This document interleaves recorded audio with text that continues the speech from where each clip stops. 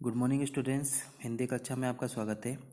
आज हम पार्ट 6 पढ़ते हैं जो कि है प्रेमचंद चंद के फटे जूते। ठीक है स्टूडेंट्स, ये हरिशंकर जी परसाई द्वारा लिखित है। हरिशंकर परसाई का जन्म सन 1922 में मध्य प्रदेश के होशंगाबाद जिले के जमानी गांव में हुआ। नागपुर विश्वविद्यालय एमए करने के बाद कुछ दिनों तक अध्यापन किया। सन 1947 से स्वतंत्र लेखन करने लगे। जबलपुर से वसुधा नामक पत्रिका निकाली जिसकी हिंदी संसार में काफ़ी सराहना हुई। सन 1995 में उनका क्या हो गया, निधन हो गया। ठीक है स्टूडेंट्स, ये इनका जीवन परिचय है, इसके बारे में आप पढ़ लेना। हम पाठ पर आते हैं। प्रेमचंद के फटे जूते। प्रेमचंद का एक चित्र मेरे सामने है। पत्नी के साथ फोटो खिंचा रहे हैं।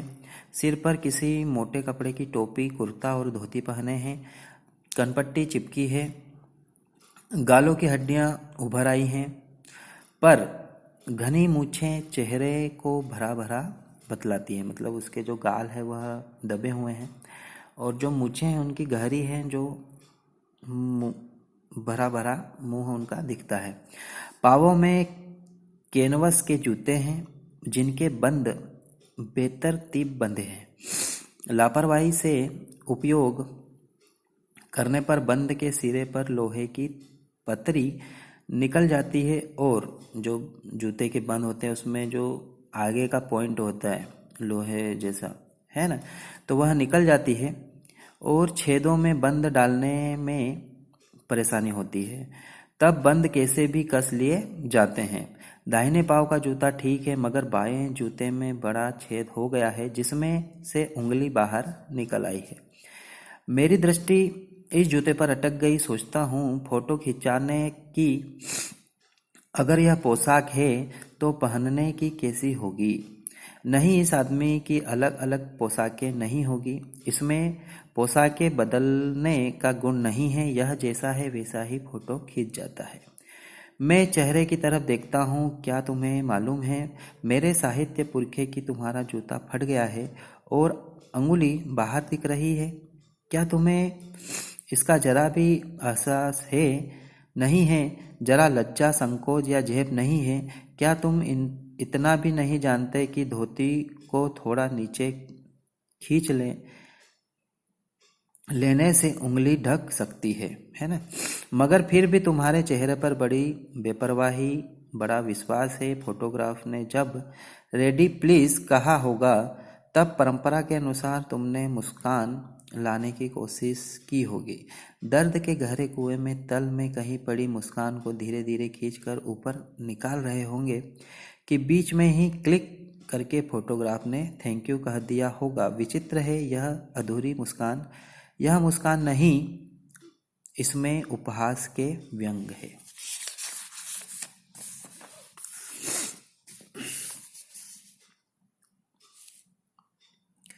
यह कैसे आदमी है जो खुद को फटे जूते पहने फोटो खिंचा रहा है, पर किसी पर हंस भी रहा है। फोटो ही खिंचाना था तो ठीक जूते पहन लेते या न खिंचाते। फोटो न खिंचाने से क्या बिगड़ता था? शायद पत्नी का आग्रह रहा हो। तुम अच्छा चल भाई कहकर बैठ गए होंगे। मगर यह कितनी बड़ी ट्रेजेडी है कि आदमी के पास फोटो खिंचाने को भी जूता न हो। मैं तुम्हारी यह फोटो देखते देखते तुम्हारे क्लेश को अपने भीतर महसूस करके जैसे रो पड़ना चाहता हूँ, मगर तुम्हारी आंखों का यह तीखा दर्द भरा व्यंग मुझे एकदम रोक देता है। तुम फोटो का महत्व नहीं समझते होते तो किसी से फोटो खिंचाने के लिए जूते मांग लेते। लोग तो मांगे के कोट से वर दिखाई करते हैं, है ना। मतलब लोग मांगे के कोट, मतलब कोट वगैरह जो है जिनके पास कपड़े नहीं रहते वो मांग कर शादी निकाल लिया करते हैं और मांगे की मोटर से बारात निकालते हैं और किसी की गाड़ी ले लेते हैं मांग कर और बारात चले जाते हैं। फोटो खिंचाने के लिए तो बीवी तक मांग ली जाती है तुमसे जूते ही मांगने नहीं बने। तुम फोटो का महत्व नहीं जानते। लोग तो इत्र चुपड़ कर फोटो खिंचाते हैं जिसमें फोटो में खुशबू आ जाए। गंदे से गंदे आदमी की फोटो भी खुशबू देती है। टोपी 8 आने मिल जाती है और जूते उस जमाने में भी 5 रुपए से कम में क्या मिलते होंगे। जूता हमेशा टोपी की कीमती रहा है। अब तो जूते की कीमत और बढ़ गई है और जूते एक 2500 टोपियां न्यौछावर होती है। तुम भी जूते और टोपी के अनुपातिक मूल्य के मारे हुए थे। यह विडंबना मुझे इतनी तीव्रता से पहले कभी नहीं चुभी जितनी आज चुभ रही है। जब मैं तुम्हारा फटा जूता देख रहा हूँ तब महान कथाकार, उपन्यास सम्राट, युग प्रवर्तक जाने क्या क्या कहलाते थे, मगर फोटो में भी तुम्हारा जूता फटा हुआ है। मेरा जूता भी कोई अच्छा नहीं है। यो ऊपर से अच्छा दिखता है, उंगली बाहर और पैनी मिट्टी पर अभी रगड़ खाकर लहूलुहान भी हो जाता है। पूरा तला गिर जाएगा, पूरा पंजा छिल जाएगा, मगर उंगली बाहर नहीं दिखेगी। तुम्हारी उंगली दिखती है पर पाँव सुरक्षित है। मेरी उंगली ढकी है पर पंजा नीचे से घिस रहा है। तुम पर्दे का महत्व ही नहीं जानते, हम पर्दे पर कुर्बान हो रहे हैं।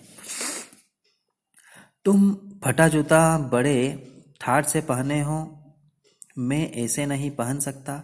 फोटो तो जिंदगी भर इस तरह नहीं खिंचाऊं, चाहे कोई जीवनी बिना फोटो के ही छपा दे।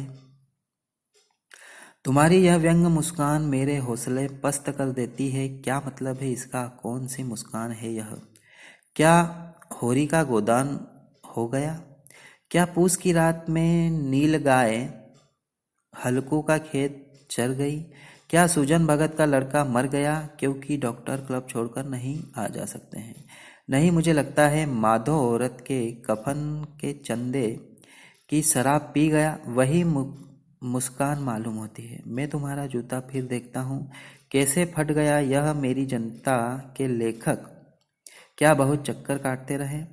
क्या बनिए के तगादे से बचने के लिए मील 2 मील का चक्कर लगाकर घर लौटते रहे? चक्कर लगाने से जूता फटता नहीं, घिस जाता है। कुंबन दास का जूता भी फतेहपुर सिकरी आने जाने में घिस गया था। उसे बड़ा पछतावा हुआ। उसने कहा, आवत जात पहिया घिस गई, बिसर गयो हरि नाम।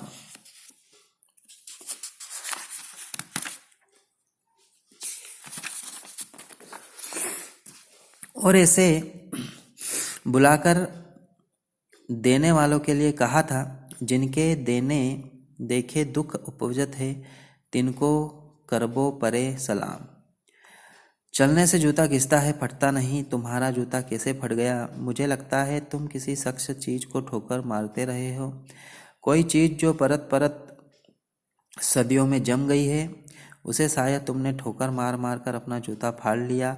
कोई टीला जो रास्ते पर खड़ा हो गया था, उस पर तुमने अपना जूता आजमाया। तुम उसे बचाकर उसके बगल से भी तो निकल सकते थे। टीलों से समझौता भी तो हो जाता है। सभी नदियां पहाड़ थोड़े ही होती है, कोई रास्ता बदलकर घूमकर भी तो चली जाती है। तुम समझौता नहीं कर सके। क्या तुम्हारी भी वही कमजोरी थी जो होरी को ले डूबी? वह नेम धर्म वाली कमजोरी। नेम धर्म उसकी भी जंजीर थी, मगर तुम जिस तरह मुस्कुरा रहे हो उससे लगता है कि शायद नेम धर्म तुम्हारा बंधन नहीं था, तुम्हारी मुक्ति थी। तुम्हारी यह पाँव की उंगली मुझे संकेत करने लगी।